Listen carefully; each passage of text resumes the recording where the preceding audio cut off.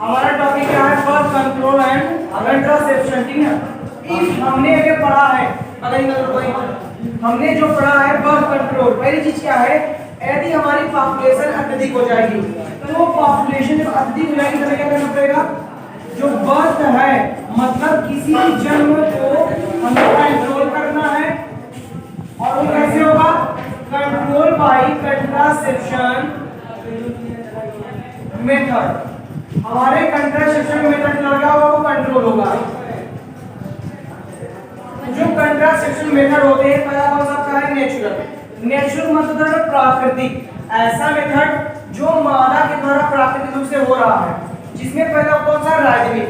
राजनीतिक का मेथड होता है मतलब कि द मेल और फीमेल, अगर मैं आपको बताऊं राजनीतिक, first of all we know about the राजनीतिक, तो राजनीतिक में होगा क्या? देखो, फीमेल मेंसेस करती है, मेंसेस 28 डे का साइकिल होता है, 35 या 45। आई बात में इसका क्या है? ये साइकिल है। तो राजनीतिक मेंसेस के दौरान जब वहां से हमारे फेज चलेंगे, फेज जानते क्या होता है? चक्र। चक्र कौन सा होता है बेटा? फॉलिकुलर फेज, ओवुलेटरी और secretory, that are the phase. ये हमारे क्या है? चक्र है।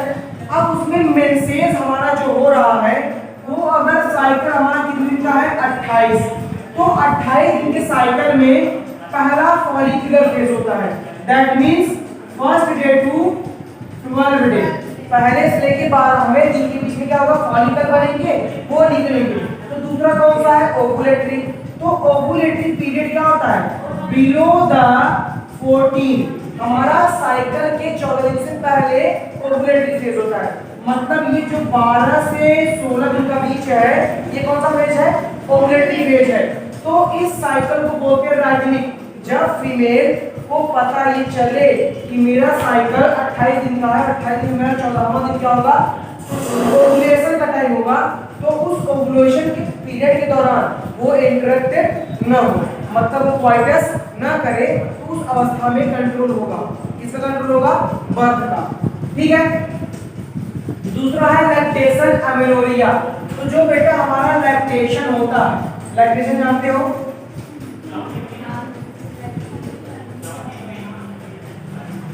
लैक्टेशन अमेनोरिया होता क्या है?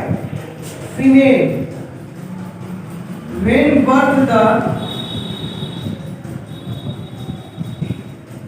baby, जब फीमेल बर्थ करेगी बेबी के, ड्यूरिंग दिस टाइम, तो उस अवस्था में क्या होगा?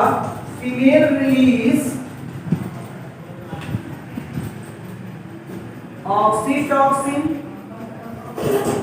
Plus prolactin. मादा क्या निकाल रही है? ऑक्सीटॉसिन निकाल रही है और प्रोलैक्टिन निकाल रही है। तो ऑक्सीटॉसिन और प्रोलैक्टिन कहां से आ रहे हैं? हमारे हाइपोथैलेमस प्लस पिट्यूटरी से आ रहे हैं। तो जो हाइपोथैलेमस हमारा ऑक्सीटॉसिन निकालेगा, तो उस अवस्था में वो एफएसएच नहीं निकाल सकता है। तो इस अवस्था के अनुसार मतलब लैक्टेशन अमेनोरिया के भी समय में क्या होता है? प्रेगनेंसी नहीं होती है। इसीलिए कहा जाता है ना कि बच्चा जब जन्म लेता है तो उसको 6 माह तक दूध पिलाओ, माता से कहा जाता है। अगर माता 6 माह तक दूध पिलाएगी तो 6 माह उसके ऐसे कोई क्रिया नहीं होगी जिसमें वह माता हमारी क्या होगी? प्रेग्नेंट होगी। क्लियर है? थर्ड क्या बेटा? Withdraw method. विथड्रॉ मेथड होता है हमारा क्वाइटस इंटरप्ट मेथड। इसको बोलते हैं हम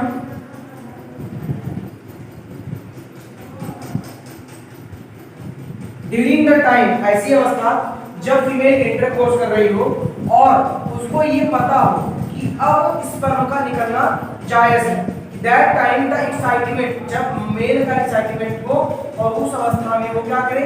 वो स्पर्म को सर्वाइकल की जगह पर बॉडी के बाहर रिमूव करे, तो उस दौरान भी प्रेगनेंसी नहीं होती है।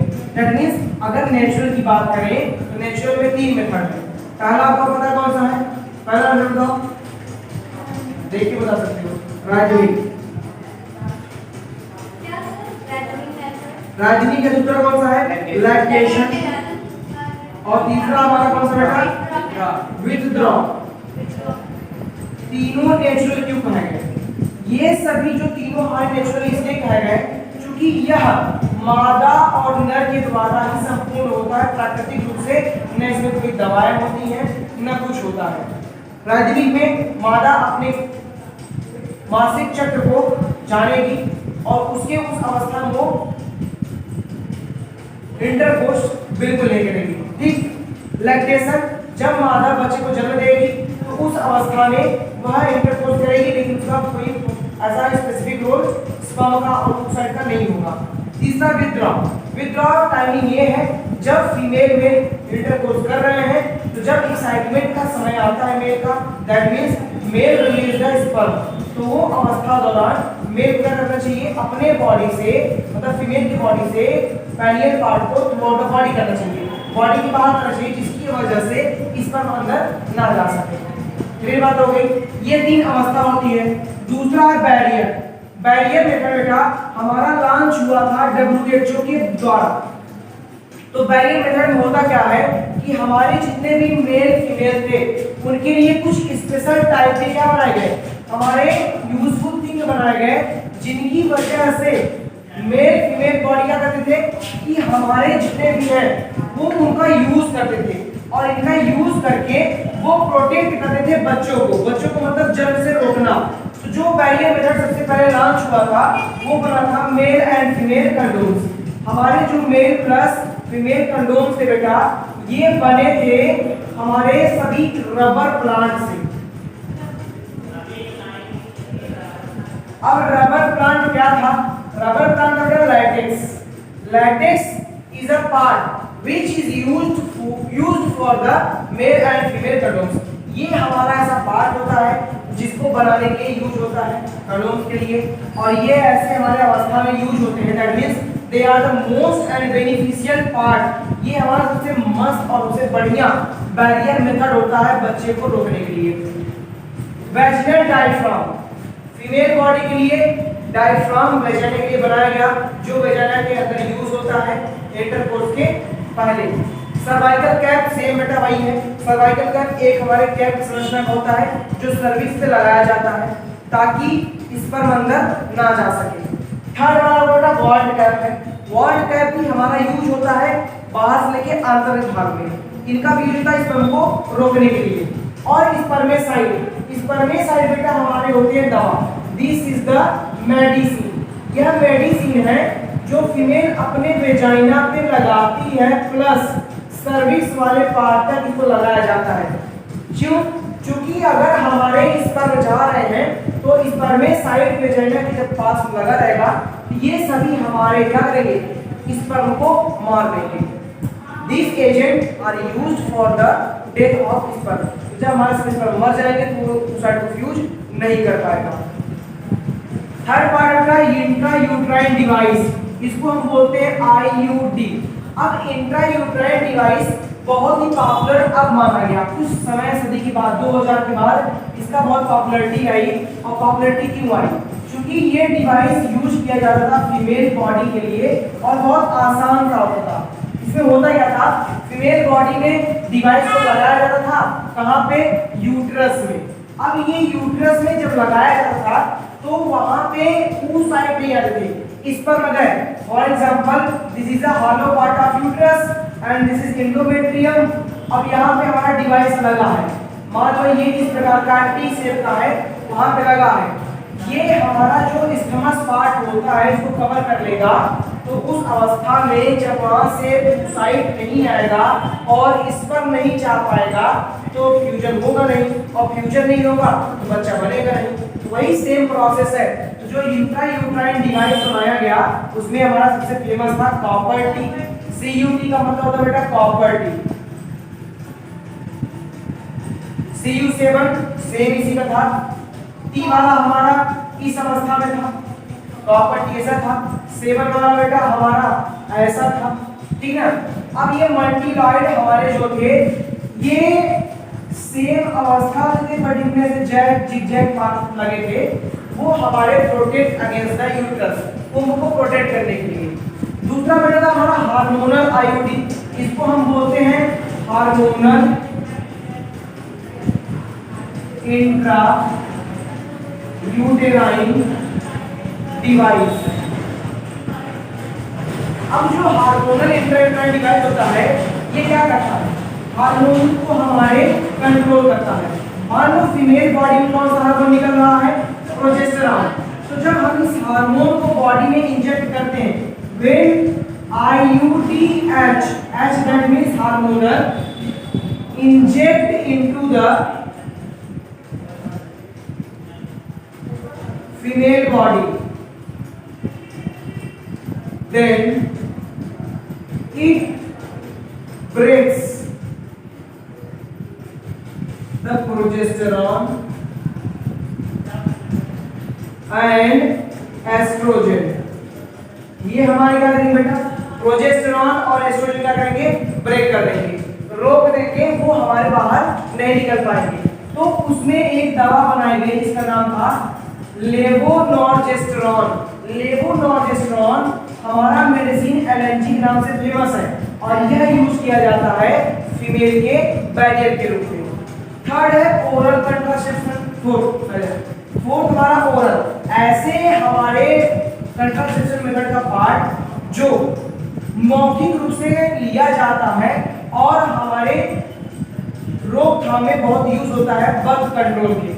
इसमें सबसे पहले हमारे central drug research institute CDRI Lucknow ने पहली मेडिसिन को लॉन्च किया जिसका नाम था सहेली। सहेली बहुत पॉपुलर दवा थी उस समय में। उसके बाद सहेली के बाद एक दवा और आई थी, आप जानते होंगे माला डी करके, ये नाम भी बहुत फेमस था, ठीक है। तो इन दवा का कोई साइड इफेक्ट नहीं था। जब सहेली लॉन्च हुई तो सेंट्रल ड्रग ने क्या किया, इसको मार्केट में लाया और यह जब फीमेल अपने 28 डे साइकिल को शुरू काउंट करती है, पर डे एक पाइल को उसको खाना है, एक दवा को पर डे खाना है। कब तक खाना है, 14 डे तक कंटिन्यूअसली, ताकि हमारा जो पहला दवा है वो 14 और 16 डे के टाइम पीरियड के बीच में अपनी क्रिया को करता रहे। 28 दिन भी खाते हैं, ऐसे नहीं वो बस एक दिन खाने दो, नहीं 28 दिन भी खाइए आप, फिर अगले 28 दिन खाइए, वो टाइम पीरियड बिटवीन होता है। लेकिन अगर सिर्फ हमें क्या रोकना है, इम्प्लांटेशन रोकना है कि वो फीटस हमारा ना बन पाए, तो उस अवस्था में 16 डे तक आपको खाना होगा। क्यों, ताकि जो ओवुलेटरी फेज है वो हमारे जितने भी एग वहां रिलीज हुए हैं सब सर्वाइव ना कर सके। नॉर प्लांट को हम बोलते हैं सबक्यूटेनियस इम्प्लांट। यह बेटा हमारा एक डिवाइस होता है जिसके अंदर हमारा लेवोजेस्टेरॉन नामक पाया जाता है और इसको हम बोलते हैं इंजेक्टेबल डिवाइस। नॉर प्लांट को हम बोलते हैं इंजेक्टेबल डिवाइस और ये हमारे बॉडी में लगाया जाता है। जैसे कुछ मादाओं के हम बाएं हाथ में लगा सकते हैं, जंघे में लगा सकते हैं। ये डायरेक्ट बॉडी में लगता है और एक साल तक लगा रहता है। इसके लगने से क्या होता है कि हमारे बॉडी में, मतलब फीमेल के बॉडी में प्रोजेस्टेरॉन लेवल और एस्ट्रोजन लेवल हाई नहीं होगा, वो बनना ही बंद हो जाएगा और 2 से 3 साल तक वो ओवरी से हमारे एग को रिलीज नहीं कर पाएंगी और इस समय मेंसेस भी रुका रहेगा, मतलब मेंसेस भी नहीं चलेगा, वो स्टॉप रहेगा। सबक्यूटेनियस में हमारे क्या है, अलग अलग पार्ट, ऐसे हमारे डिफरेंट टाइप के भाग लगे रहते हैं जो यूज किए जाते हैं इंट्रायूटेराइन डिवाइस में, इंजेक्ट किया था बॉडी के अंदर। और इनमें हमारे पाए जाते हैं प्रोजेस्टेरॉन। जो प्रोजेस्टेरॉन होता बेटा वो यूज होता है प्रोजेस्टेरॉन को लेवल को मेंटेन करने के लिए। हमारे बॉडी के अंदर जो मेंटेन लेवल होता है प्रोजेस्टेरॉन का, वही सेम प्रोसेस है कॉर्पस ल्यूटेनम का।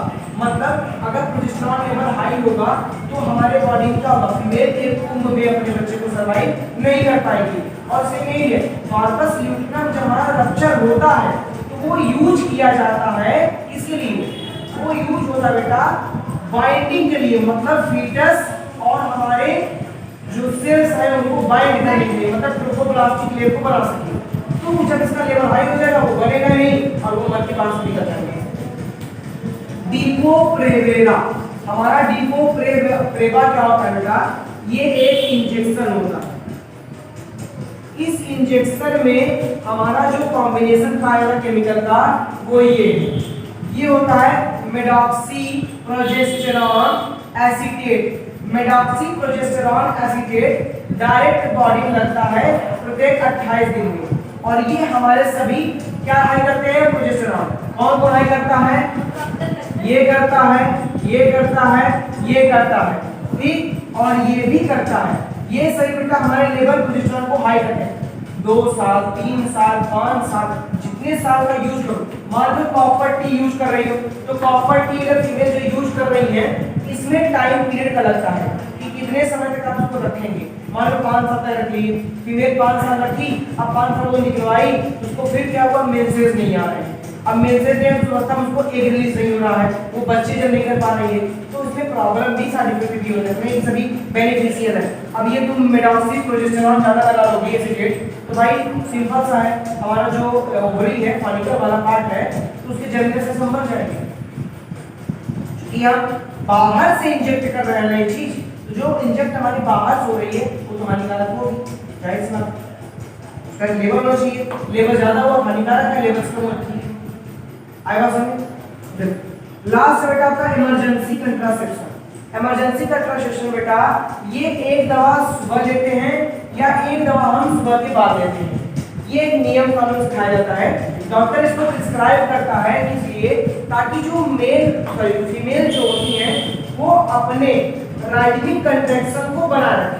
राइजिंग कंट्रैक्शन उनका 28 डेज साइकिल का चल रहा है, तो ये 14 का ओवुलेटरी फेज होना चाहिए। लेकिन इस दौरान में यदि फीमेल हमारी क्वाइटस कर रही है, वो हमारे बच्चे क्या करेगी? सरवाइव नहीं कर पाएगी। दैट मींस एक तो आएगा, लेकिन एक कैसा रहेगा? हमारा एक बेनिफिशियल नहीं रहेगा, मतलब ये डाइड एग रहेंगे, ये सभी नष्ट हुए रहेंगे।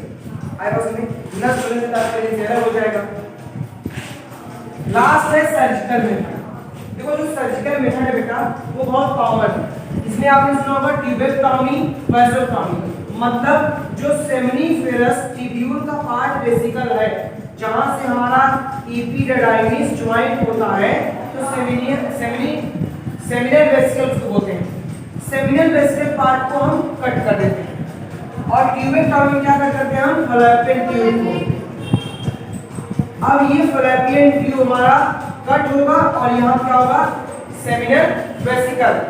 इनको जब हम कट करेंगे, या हम इसको बोलते हैं वास डिफरेंस। वास डिफरेंस और फैलोपियन ट्यूब दोनों पार्ट को कट कर देंगे, तो हमेशा के लिए क्या होगा?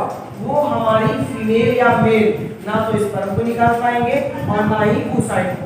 That means surgical method is the last method for unuseful thing to protect against the male and female interruption coitus.